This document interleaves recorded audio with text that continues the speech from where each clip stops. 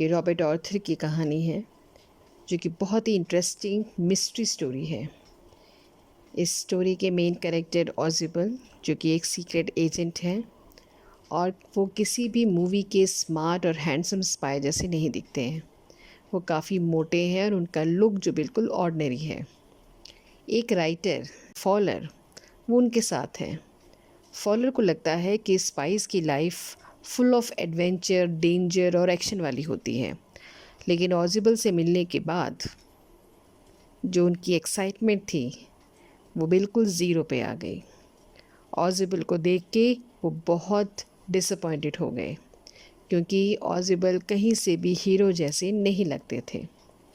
एक रात ऑजिबल और फॉलर होटल के रूम की तरफ जा रहे थे।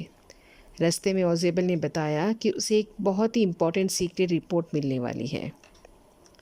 उस रिपोर्ट में कुछ कॉन्फिडेंशियल इन्फॉर्मेशन है और इसीलिए बाकी जो एनिमी एजेंट्स हैं वो सब उसे हासिल करना चाहते हैं।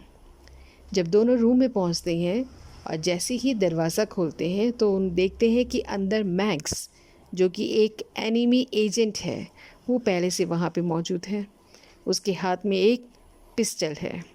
मैक्स उसे सीक्रेट रिपोर्ट को चुराना चाहता था और वो बहुत कॉन्फिडेंट था और उसे पूरा यकीन था कि उसका मिशन सक्सेसफुल होगा।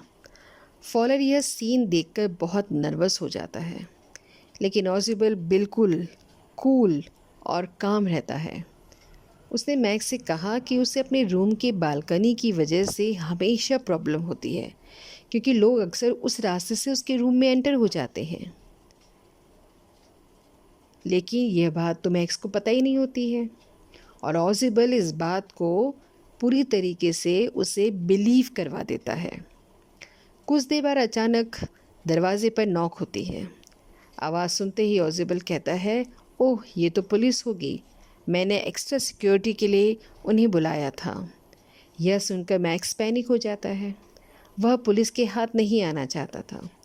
एक्चुअली डोर पर पुलिस नहीं थी, वह होटल का एक वेटर था, लेकिन मैक्स को सच्चाई नहीं पता थी। अब मैक्स के पास सिर्फ बचने का एक ही ऑप्शन था। उसने सोचा कि वह बालकनी के रास्ते से एस्केप कर जाएगा और वो जल्दी से विंडो की तरफ भागता है और वहाँ से जंप करता है। लेकिन जैसे ही उसने जंप किया, उसे पता चल गया कि वहाँ कोई भी बालकनी नहीं थी और वह सीधे नीचे गिर जाता है।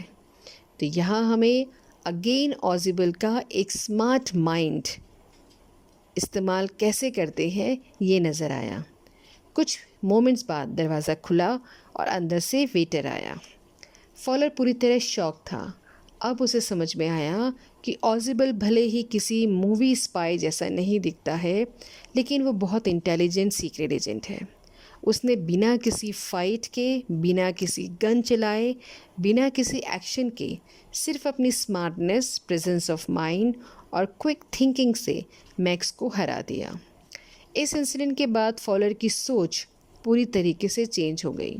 उसे रियलाइज़ हुआ कि यह एक सक्सेसफुल स्पाई बनने के लिए गुड लुक्स या फिजिकल स्ट्रेंथ जरूरी नहीं है। असली पावर इंटेलिजेंस, कॉन्फिडेंस और डिफ़िकल्ट सिचुएशन में सही डिसीजन लेने की एबिलिटी में होती है।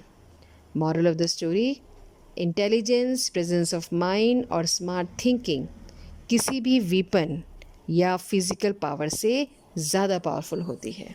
Thank you.